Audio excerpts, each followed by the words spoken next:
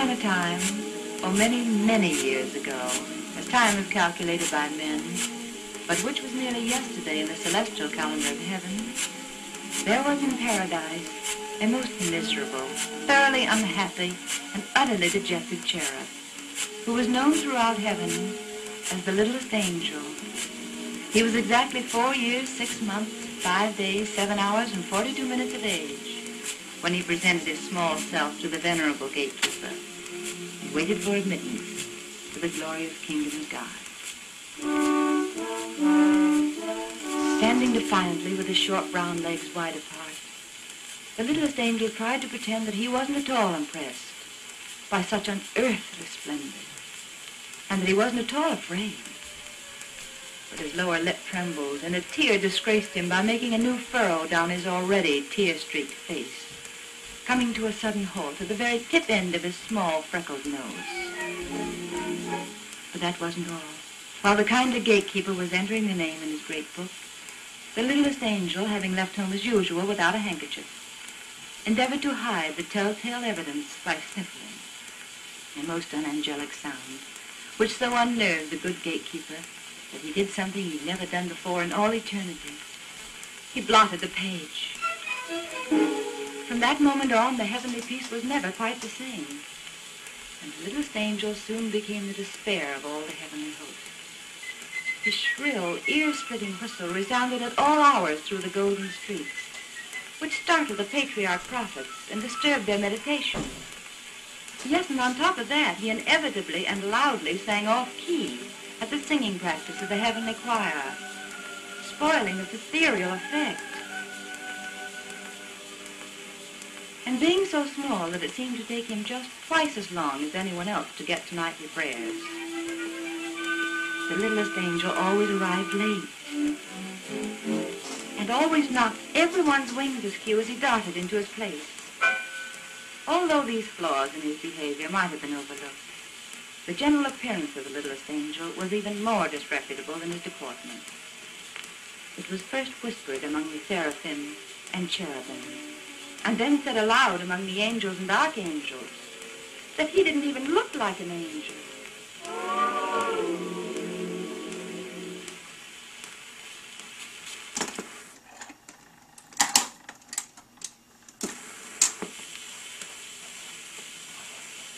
They were all quite correct. He didn't. His halo was permanently tarnished where he held on to it, with one hot little chubby hand when he ran, and he was always running. Furthermore, even when he stood very still, it never behaved like a halo should. It was always slipping down over his right eye, or over his left eye, or else just for pure meanness, slipping off the back of his head and rolling away down some golden street, just so he'd have to chase after it. Yes, and it must be here recorded that his wings were neither useful nor ornamental. All paradise held its breath when the littlest angel perched himself like an unhappy fledgling sparrow on the very edge of a gilded cloud and prepared to take off. He would teeter this way and that way. But after much coaxing and a few false starts, he would shut both of his eyes, hold his freckled nose, count up to 303, and then hurl himself slowly into space.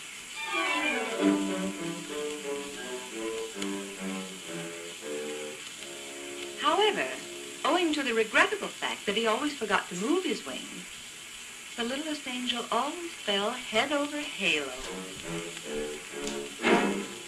Oh, dear. It was also reported and never denied that whenever he was nervous, which was most of the time, he bit his wingtips. Now anyone can easily understand why the littlest angel would, sooner or late, have to be disciplined. And so, on an eternal day of an eternal month in the year eternal, he was directed to present his small self before an angel of the peace. The littlest angel combed his hair, dusted his wings, and scrambled into an almost clean robe, and then, with a heavy heart, trudged his way to the place of judgment. He tried to postpone the dreaded ordeal by loitering along the street of the guardian angels, pausing a few timeless moments to minutely examine the long list of new arrivals. although all heaven knew that he couldn't read a word. And he idled more than several immortal moments to carefully examine a display of aureate harps, although everyone in the celestial city knew that he couldn't tell a crotcher from a semiquaver. But at length, in his life, he slowly approached the doorway, which was surmounted by a pair of golden scales, signifying that heavenly justice was dispensed within. To the littlest angel's great surprise, he heard a voice singing.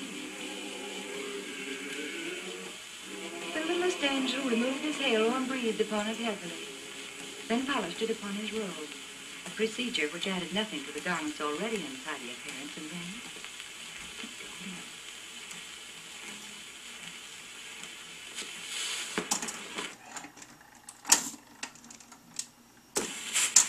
the singer, who was known as the understanding angel, looked down at the small culprit, and the littlest angel instantly tried to make himself invisible by the ingenious process of withdrawing his head into the collar of his robe, very much like a snapping turtle. At that, the singer laughed, a jolly, heartwarming sound, and said, "Oh, so you're the one who's been making heaven so unheavenly.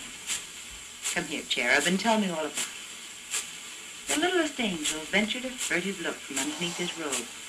First one eye, and then the other eye, and then suddenly, almost before he knew it, he was perched on the lap of the understanding angel and was explaining how very difficult it was for a boy who suddenly finds himself transformed into an angel.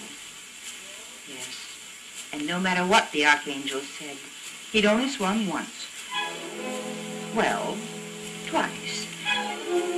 Oh, all right then. He'd swung 3 times on the golden gates, but that was only for something to do. That was the whole trouble. There wasn't anything for a small angel to do. And he was very homesick. Oh, not that paradise wasn't beautiful, but the earth was beautiful too. Wasn't it created by God himself? Why, there were trees to climb, and brooks to fish, and caves to play at pirate chief, and swimming hole, and sun and rain, and dark and dawn, and thick brown dust so soft and warm beneath your feet. The understanding angel smiled, and in his eyes was a long-forgotten memory of another small boy in the long ago. And then he asked the littlest angel what would make him the most happy in paradise. The cherub thought for a moment and whispered in his ear, "There's a box. I left it under my bed back home. If only I could have that." The understanding angel nodded his head. "You shall have it," he promised. And a fleet-winged heavenly messenger was instantly dispatched to bring the box to paradise.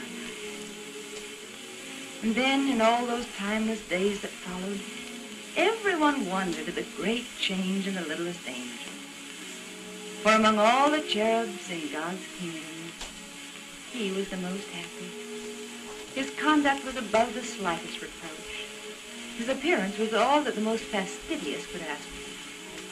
And on excursions to Elysian fields, it could be said, and truly said, that he flew like an angel.